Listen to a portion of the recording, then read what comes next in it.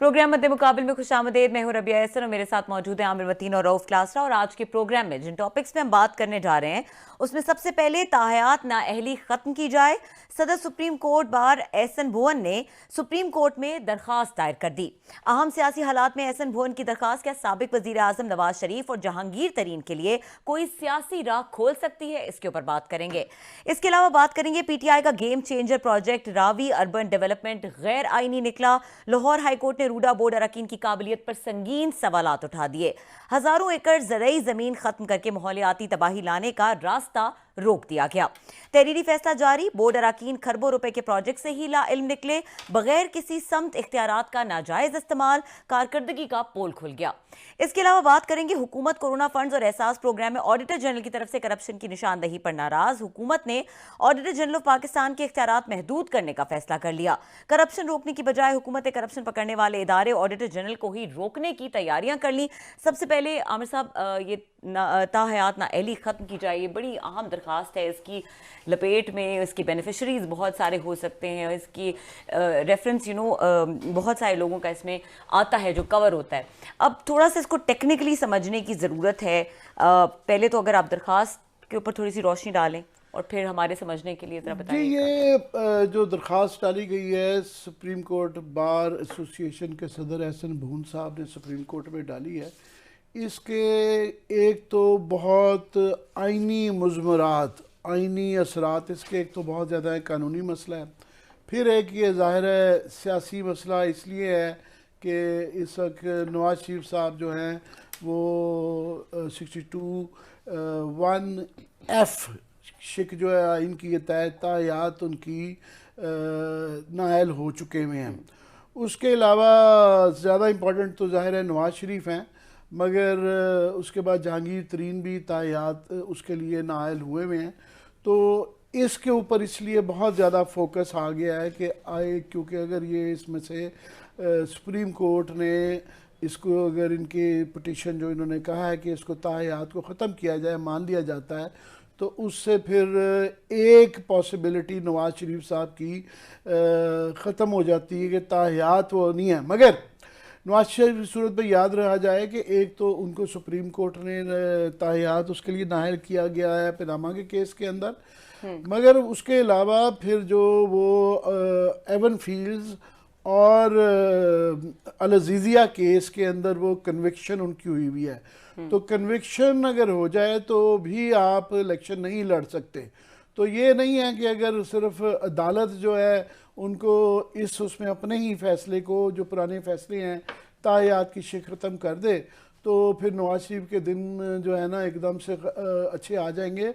वो अगर फ़र्ज़ करें उसके बेनिफिशरी जहांगीर तरीन तो हो सकते हैं जो कि सिर्फ सुप्रीम कोर्ट के इस फैसले की वजह से नायल हैं, मगर नवाज शरीफ को काफ़ी सारे पुल जो है ना पार करने पड़ते हैं।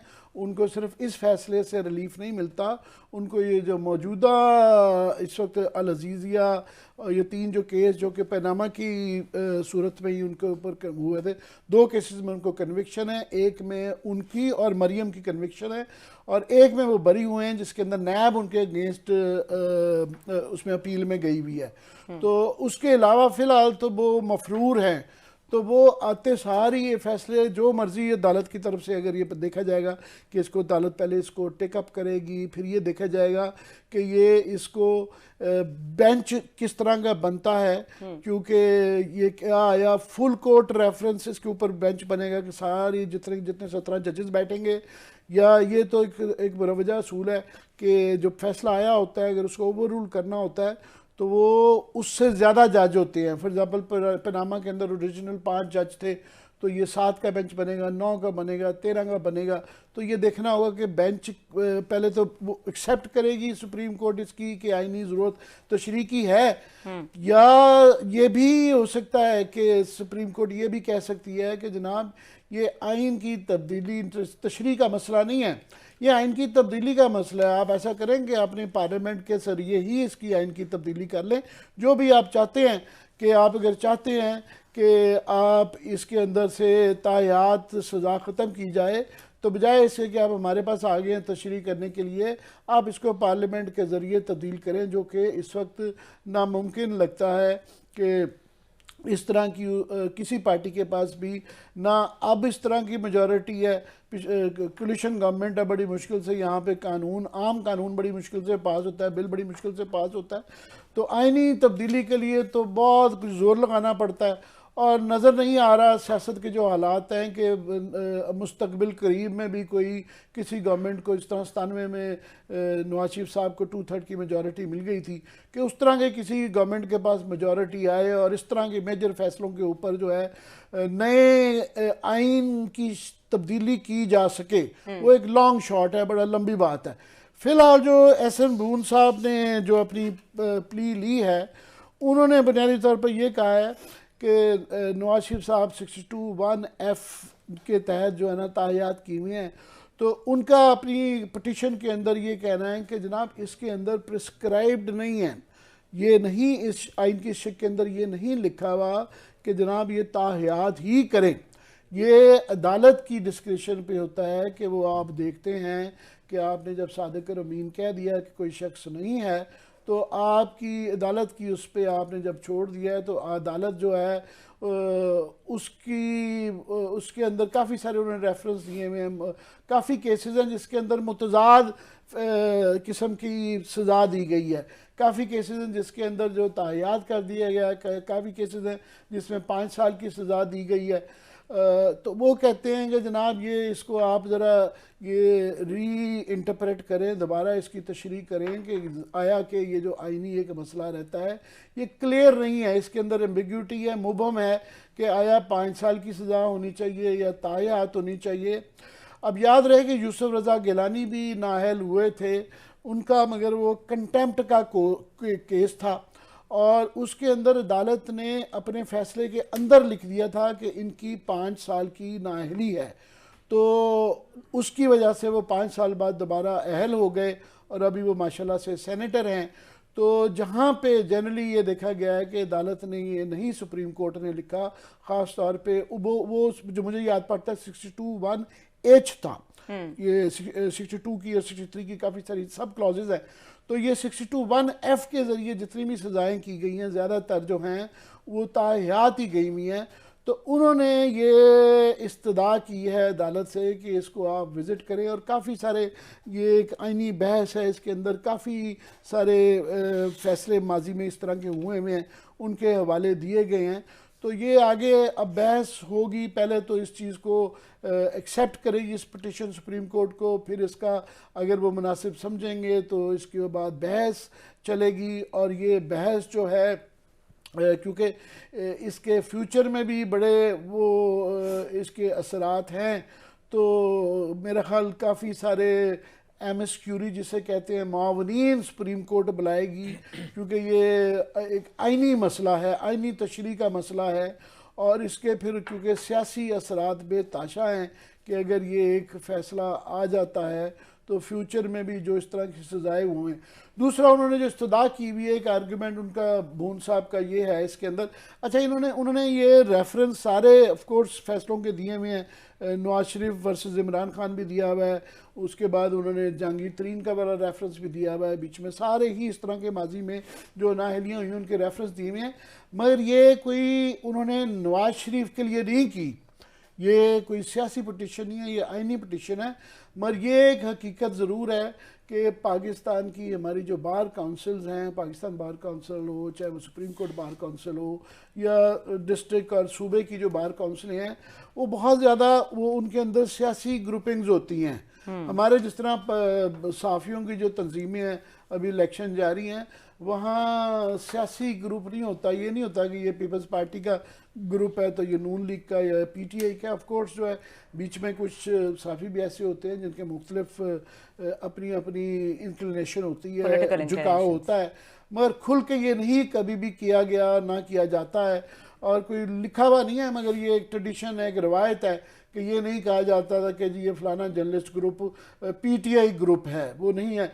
मगर क्लियरली इसके अंदर हमारी जो बार काउंसिल है उसके अंदर पता होता है कि ये पीटीआई का ग्रुप है, ये पीपल्स पार्टी का ग्रुप है, ये जो है फलानी पार्टी का ग्रुप है, और वो अक्सर कई दफ़ा मिक्स्ड भी हो जाते हैं।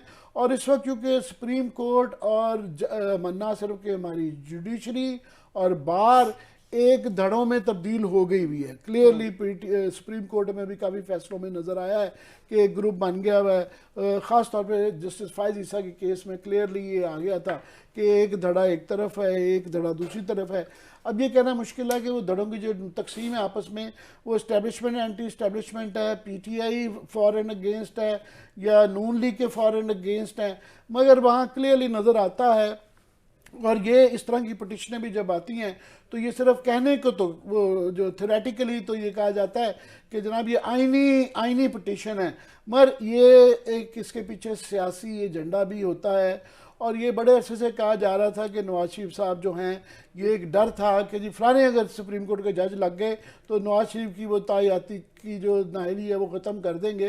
तो वो उस वक्त ये तरीका, पहले ये समझा जा रहा था कि दो ही तरीके हैं कि एक तो ये है कि पार्लियामेंट के ज़रिए कानून को तब्दील कर लिया जाए। जैसा कि याद रहे कि मुशर्रफ के दौर में उन्होंने एक जो आइन के अंदर तब्दीली करके 2 टाइम का टेन्योर रख दिया था प्राइम मिनिस्टर का कि जनाब 2 दफ़ा से ज़्यादा कोई प्राइम मिनिस्टर, इसकी वजह से नवाज शरीफ और बेनज़ीर जो है वो दोबारा 2 टाइम 2 दफ़ा जब वज़ीर आज़म हो चुके हुए थे तो वो दोबारा नहीं लड़ सकते थे। तो फिर सियासी काबरीन ने, पार्टीज़ ने मिलकर 18वीं तरमीम के ज़रिए ये शिक ख़त्म की थी। एक तो सदर ने अपना इख्तियार 58(2)B का पार्लियामेंट को डिज़ोल्व करने का जरदारी के दौर में ख़त्म किया था, दूसरा ये शिक भी ख़त्म कर दी थी। तो लास्टली मैं सिर्फ ये कह दूँ कि उनकी इस्तदा एक जो भून साहब की हुई है, इसके अंदर काफ़ी तफसील है। एक प्ली उनकी ये है जो कि बड़ा वैलिड आर्गूमेंट है। उनका जी तो ये देखा जाता है कि जो क्रिमिनल ऑफेंस, जो ताज़ीरात होती हैं फौजदारी के जो होती है, उसकी सज़ा ज़्यादा होती है और सिविल की कम होती है। उन्होंने कहा जनाब आपने यहाँ पे एक क्वेश्चन आ जाता है कि ये जिस तरह के नवाज शरीफ साहब की सिविल की वो थी, ये उनको जो डिस्क्वालीफाई किया गया था ये सिविल उसके अंदर किया गया था, दीवानी सिविल के अंदर किया गया था और उनको तायात के लिए कर दिया गया।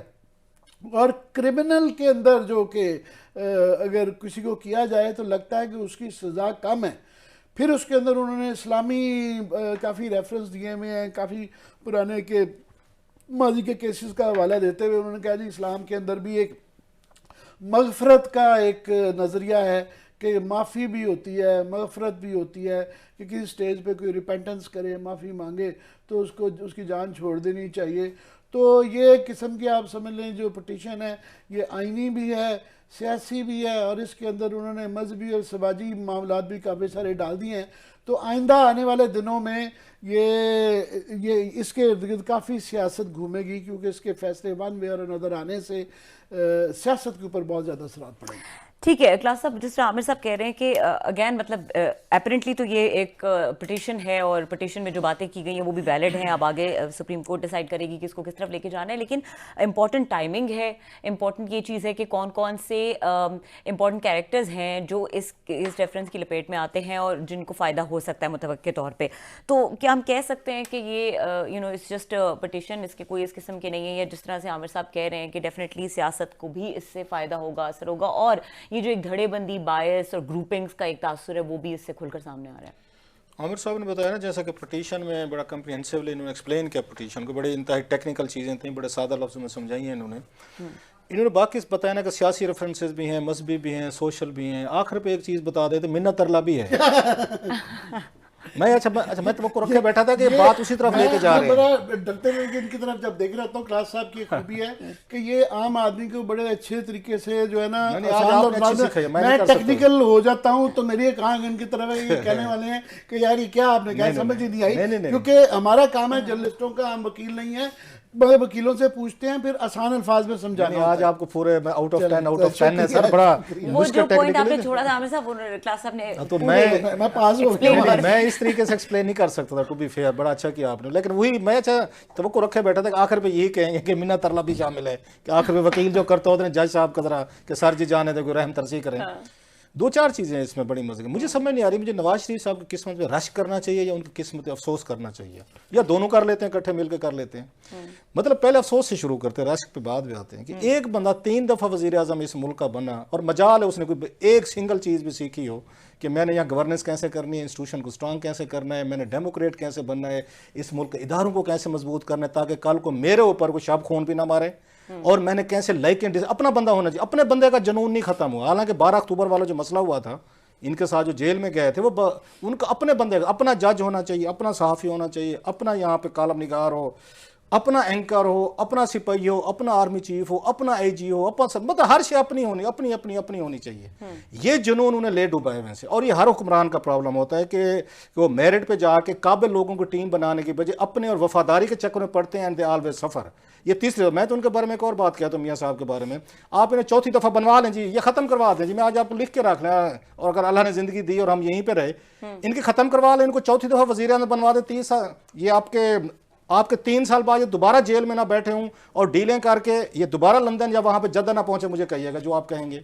बाज़ लोगों के अंदर लर्निंग कैपेसिटी ख़त्म हो जाती है, वो कहते हैं 40 तक बंदा सीखता रहता है, आपका ज़हनी वट एवर जो चेंजेस होती हैं आपके अंदर मेच्योरिटी लेवल आज एक आती रहती है, 40 तक ख़त्म हो जाता है। उसके बाद लर्निंग प्रोसेस सिर्फ उन लोगों का जारी रहता है जो किताब पढ़ते हैं, हमेशा उनमें फ्लेक्सिबिलिटी रहती है कि सीखने की नई नई बातें, नई नई चीज़ें।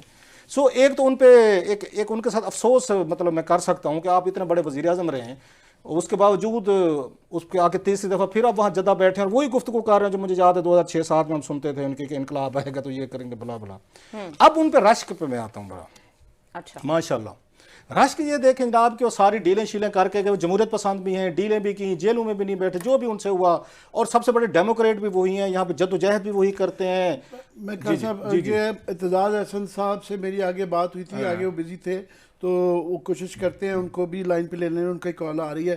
जी चौधरी साहब, हमारे प्रोड्यूसर आपको फ़ोन कर रहे हैं, तो प्लीज़ हम चाह रहे हैं कि अपनी इसके अंदर वो कर रहे हैं, आपकी एक्सपर्टीज़ चाहिए, तो हमारे प्रोड्यूसर आपको कॉल कर रहे हैं अभी, तो प्लीज़ इजाज़त दीजिएगा। ठीक है, इसी पॉइंट पे हम ब्रेक ले लेते हैं और कोशिश करते हैं कि ब्रेक के बाद हमारे साथ एतसाद हसन मौजूद होंगे ताकि हम टेक्निकली और भी ज़रा इस मैटर को समझ लें और उनकी भी आरा को बीच में शामिल करें। हमारे साथ रहिए।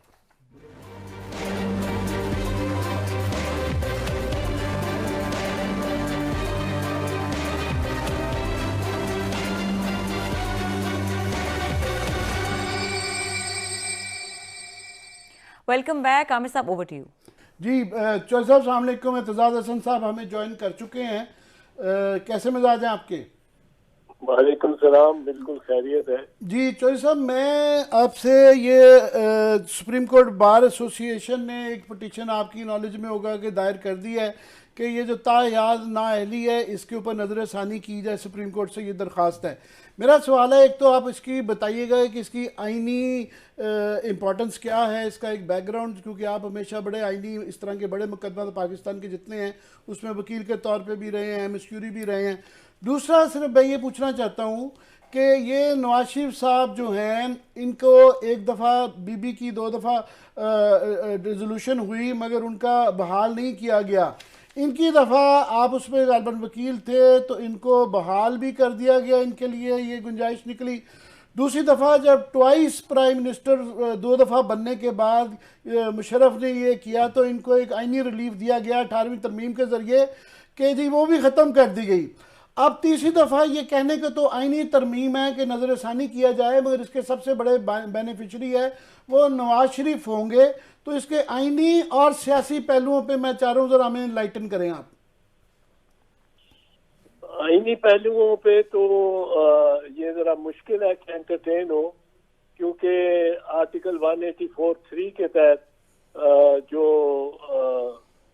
पिटीशन है वो पब्लिक इंटरेस्ट के लिए होनी चाहिए, और अगर कोई करता है तो वो खुद अपना इंटरेस्ट में को पब्लिक इंटरेस्ट कहता है तो उसको खुद पिटिशनर बनना चाहिए, जिस तरह मियां नवाज शरीफ पिटिशनर बने थे 184(3) की पिटिशन के जरिए के को लेके अदालत गए थे 1993 में। जब आपको याद होगा 17 अप्रैल 1993 में उनकी हुकूमत और असेंबली बर्खास्त कर दी थी गुलाम इसहाक खान ने। फिर वो सुप्रीम कोर्ट ने वो टेकअप किया, सुप्रीम कोर्ट ने असेंबली बहाल की, लेकिन उसके बाद वो नवाज शरीफ साहब जो पहले कहते थे कि मैं इस्तीफा नहीं दूंगा, 18 जुलाई को आपको तो याद होगा उन्होंने इस्तीफा दे दिया। उसके बाद जब ये जस्टिस इफ्तिखार मोहम्मद चौधरी निकाले गए तो वो भी माजूल किए गए, वो भी खुद गए अपने हक को और उसका पब्लिक इंटरेस्ट भी उन्होंने दिखाया। मैं उनका वकील था, हमने पब्लिक इंटरेस्ट उसमें ये दिखाया कि ये जुडिशरी को अगर जो चीफ जस्टिस को इस तरह फारिग किया जा सके, एक आर्मी चीफ कर सके, तो फिर पब्लिक के पास कौन सा कानून और इंसाफ का कौन सा रास्ता रह गया। तो वो भी खुद गए थे। वो भी केस था Iftikhar Mohammad Chaudhry versus the president. पहले था Mohammad Nawaz Sharif versus the president, बीच में Benazir Bhutto versus the president. अब वो मिसेस बेनजीर भुट्टो वाला जो था उसमें वो बिल्कुल फैसला मुख्तलिफ दिया, बिल्कुल यकसर जो नवाज शरीफ को रियायत दी थी वो बीबी को, शहीद को नहीं दी गई। अब एक तो एतराज ये होगा कि आप किसके आपका कौन सा हक या बुनियादी हक आपका कौन सा मुतासर हुआ है इस फैसले से।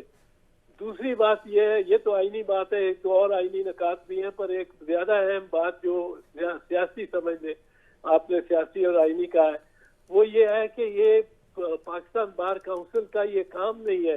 कल एक और शख्स आ जाएगा, वो कहेगा मैं गरीब हूं तो आप इसलिए मेरा केस नहीं कर रहे, पर मुझे का स्कूल मास्टर ने निकाल दिया स्कूल से, अब मेरा ये आईनी हक है आर्टिकल 19A के तहत कि मुझे तालीम मिले और तालीम मिल रही थी। आप बजाय मैं जाऊं, मेरी तो कोई सुनेगा नहीं, आप chairman supreme court bar association आप जाएं और आप president supreme court bar association मेरी कॉल्स को लेके निकले। तो ये तो इस तरह तो कोई एंडलेस बात है ना, हर कोई का बस्ता उठा लेना चाहिए सुप्रीम कोर्ट बार को। साहब आपने दरिया को कूजे में बंद कर दिया मस से, विद इन फ्यू लाइन्स आपने पूरी ये जो थी पटिशन थी, मुहरकात थे या रोल था इस बार का। बड़ा मुश्किल होता है अपने कुलीग्स के मतलब अगेंस्ट जाना, जो आपने बड़ी बहादुरी से बात की, आई मस्ट अप्रिशिएट यू। मुश्किल हो जाए, हमारे लिए भी मुश्किल हो जाता है बाज़ दफ़ा कि हम अपने साफ़ी बरादरी के खिलाफ जाके कुछ स्टैंड लें या बात करें। आपका क्या ख्याल है एहसन भून साहब को, मतलब ये केस पुराना तकरीबन 2016-17 का केस है, उनको 5-6 साल बाद कहाँ से सुप्रीम कोर्ट बार को ये याद आ गया कि वहाँ पे एक इसमें इनके बेसिक ह्यूमन राइट्स खिलाफ वर्जी हो गई है। और हर दफ़ा नवाज शरीफ साहब को ऐसे कहाँ से किरदार मिल जाते हैं, उनको जजेस भी मिल जाते हैं, उनको जर्नल्स भी मिल जाते हैं, मेरे जैसे सहाफ़ी भी मिल जाते हैं और बहुत सारा तबका मिल जाता है मियाँ साहब को इंसाफ दिलवाने के लिए। वो बेनज़ीर भुट्टो को भी नहीं मिलता जैसे आपने कहा, वो दीगर लोगों को हमें नजर नहीं आता जैसे गरीब गुरबा को। तो नवाज शरीफ के लिए इतनी हमदर्दी कहाँ से जाग जाती है पूरी बिरादरी की, वकीलों की, ये रिटायर्ड जजेस की, जर्नेलों की, मेरे जैसों की? तो ये जरा मुझे बताएं कि एहसन भून साहब को अचानक 6-7 साल बाद क्यों ख्याल आया है? मैं तो एक कहता रहता हूँ, रऊफ बहुत दफा कहा है कि एक शरीफ डॉक्ट्रिन है सियासत का, और शरीफ डॉक्ट्रिन ये है कि आप जिससे तवक्को करते हो कि ये नुकसान पहुंचा सकता है, उसको जब वो सबसे कम तवक्को कर रहा हो उसको कुछ न कुछ उसके हाथ में धर दे। जो अगर अब बड़े अच्छे शरीफ फारसा जजेस को भी इन्होंने रिटायरमेंट के बाद जब अब कोई इलीगल नहीं है पर उसका मकसद कुछ और है, शरीफ खानदान ने सेनेट में ले गए, सेनेटर बना दिया, उनका मुस्लिम लीग नवाज से कोई ताल्लुक नहीं, उन जजेस का, उनका सियासत में से कोई ताल्लुक नहीं, उनको सेनेटर बनाया। आपको जो आप जानते हैं कितने सेनेटर इन्होंने बनाए। एक साहब को पीसीबी का चेयरमैन बना दिया पाकिस्तान क्रिकेट बोर्ड का, एक साहब को गवर्नर बना दिया, उनको लेके जाना चाहा, एक और साहब को सदारत के ओहदे पर नॉमिनेट किया पर वो हार गए इलेक्शन, पर उनको फिर गवर्नर बना दिया। तो ये एक साहब को सदर भी बनाया था, तारड़ साहब रिश्तेदार है आपके, मैंने अर्ज किया, एक जज साहब को सदर बना दिया। फिर आप देखें कि वो शुजा नवाज अपनी किताब में लिखता है, जिसको आज तक चैलेंज नहीं किया शरीफ खानदान में से किसी ने। शुजा नवाज जो जनरल आसिफ नवाज का भाई छोटा, उसको उसने आसिफ नवाज ने खुद बताया, उसने किताब में तहरीर किया है और कोई उसमें कोई नहीं किया, एक्शन लिया इन्होंने। वो उसने कहा है कि ये BMW गाड़ियां 7 सीरीज बीमर ये हर कोर कमांडर को पहुंचा दी थी बड़े मियां शरीफ साहब ने। मियां शरीफ साहब का डॉक्ट्रिन है, इसको मैं कहता हूँ।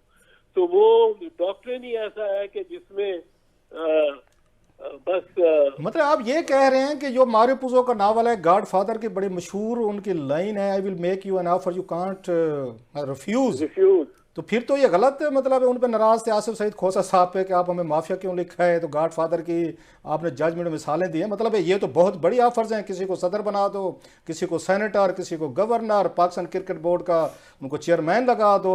अब मतलब ये तो बहुत बड़ी ऑफर्स हैं। तो क्या ये जितने भी आजकल हम देख रहे हैं, किसी उस रिटायर्ड जज का एफिडेविट आ रहा है, किसी की कोई ये पिटीशन लेके पहुंच गया कोई फैसले, तो तमाम की आंखें उसी पे लगी होंगी। किसी दिन मियाँ साहब वापस आएंगे, फिर दोबारा अगर हो सकता है हमारा भी यहाँ पे उनकी तरह सईदुज़्ज़मान सदीक़ी की तरह कोई दौर लग जाए, तारड़ साहब की तरह दौर लग जाए, और जो 2-4 और नाम है। तो ये सारा इंसेंटिव बेस्ड काम चलता है, पैकेजेस हैं सबके लिए, जजेस के लिए अलहदा, हमारे जैसे साफियों को ले अलहदा, ये कॉलम निगारियों को ले अलहदा, ब्यूरोक्रेट्स के लिए मतलब अलग अलग। ये तो नया डॉक्ट्रिन है जो आप बता रहे हैं। नहीं, नया डॉक्ट्रिन है, और ये 2-4 लोगों का नहीं है, ये बीसीओ इसमें आते होंगे, और बीसीओ के बाद सैकड़ों जो जिनका अभी शुमार ही नहीं। मैंने हाई कोर्ट के जजेस का नहीं, मैंने सिर्फ सुप्रीम कोर्ट के साबिक जजेस की बात की है, सिर्फ सुप्रीम कोर्ट के। साहब आपने अभी फरमाया कि 184(3) के तहत ये जो है खुद अगर पिटिशनर नहीं है तो नहीं आ सकते। एहसन बुल साहब ने अपने पिटिशन में कोशिश की है इसको फंडामेंटल राइट्स का वो केस बनाने की कि जनाब वोटर का राइट होता है बला बला बला, मगर फ़र्ज़ करें नवाज शरीफ साहब तो इस वक्त क्योंकि मफरूर हैं वो तो नहीं बन सकते पिटिशनर, मगर जहांगीर तरीन साहब अगर इसमें शामिल हो जाते हैं कि जनाब ये मैं पिटिशनर हूँ, तो फिर इसकी एक्सेप्टेबिलिटी बन जाती है। फिर इसकी कुछ ना कुछ यकीनन बनती है। लोकस स्टैंडाई जो एक है का कॉन्सेप्ट है कि आपको कोई खुद तकलीफ पहुंची होनी चाहिए जिसके खिलाफ आप कर रहे हैं, ये दादरसी मांग रहे हैं अदालत से, खुद आपको तकलीफ पहुंची हो। वो लोकस स्टैंडाई का जो प्रिंसिपल है वो फिर मेरा ख्याल है कवर हो जाएगा। अच्छा सर, अगर जहांगीर तरीन साहब आपको वकील कर लेते हैं, अब आमिर साहब की बात से मेरे जहन में आ रहा है सवाल कि आप इस पिटीशन के साथ जाके मेरे को पिटीशनर बने और ये सारा केस जो है इसको फाइट करें, तो what will be your response sir?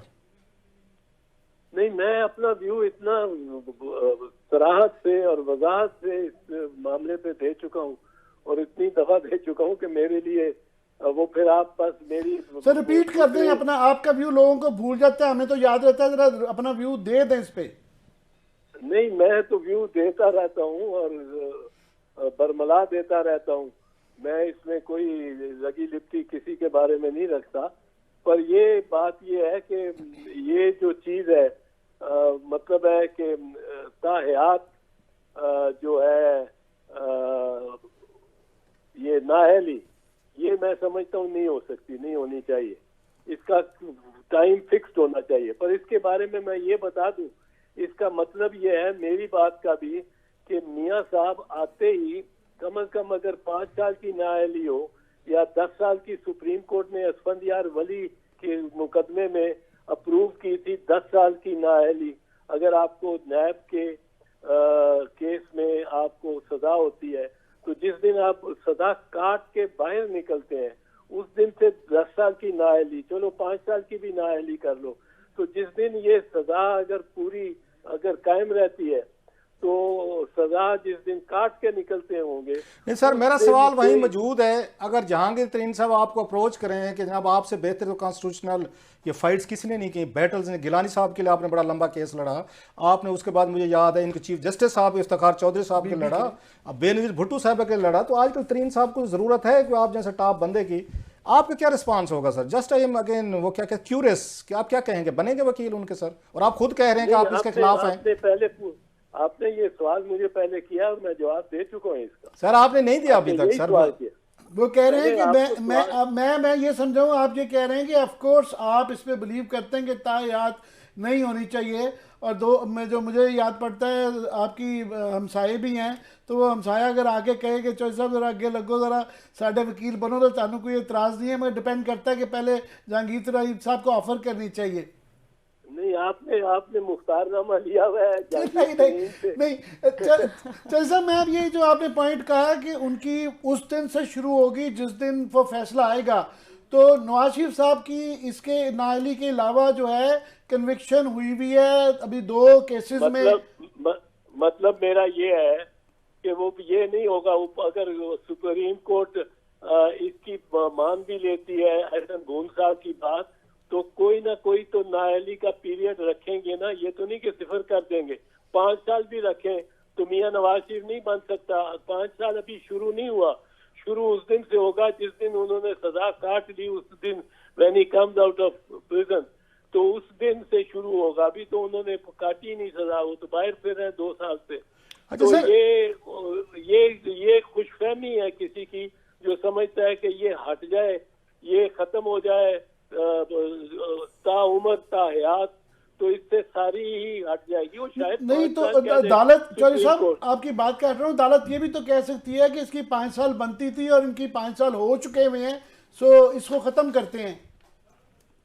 भाई साहब, आमिर की अदालत कहने को तो कुछ भी कह सकती है। अदालत आखिरी इस दुनिया में तो आखिरी अदालत सुप्रीम कोर्ट ही है, और सुप्रीम कोर्ट कभी कुछ कह देती है, कभी कुछ कह देती है।